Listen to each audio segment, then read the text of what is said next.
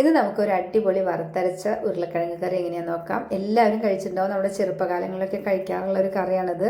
അതിന് വേണ്ടിയിട്ട് ഉരുളക്കിഴങ്ങും സവോളയും തക്കാളിയും പച്ചമുളകും ഇഞ്ചിയും കൂടി നല്ലപോലെ ഒന്ന് വഴറ്റണം. വഴറ്റി ഒന്ന് കളർ ചേഞ്ചായി കുറച്ച് ഉപ്പും കൂടി ചേർത്ത് കഴിയുമ്പോൾ നമുക്ക് കറി വയ്ക്കാനുള്ള പാത്രത്തിലേക്ക് മാറ്റാം. ഒപ്പം അല്പം വെള്ളം ഒഴിച്ച് നമുക്കൊന്ന് അടച്ചു വെച്ച് വേവിക്കണം.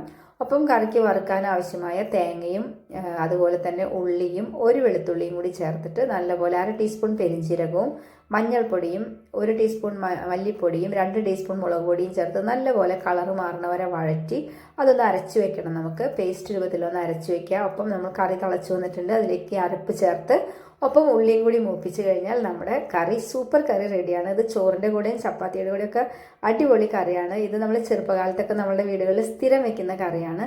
എല്ലാവരും ഒന്ന് ഉണ്ടാക്കി നോക്കിയിട്ട് അഭിപ്രായം പറയണം. അതുപോലെ തന്നെ സബ്സ്ക്രൈബ് ചെയ്യാൻ മറക്കരുത്. താങ്ക്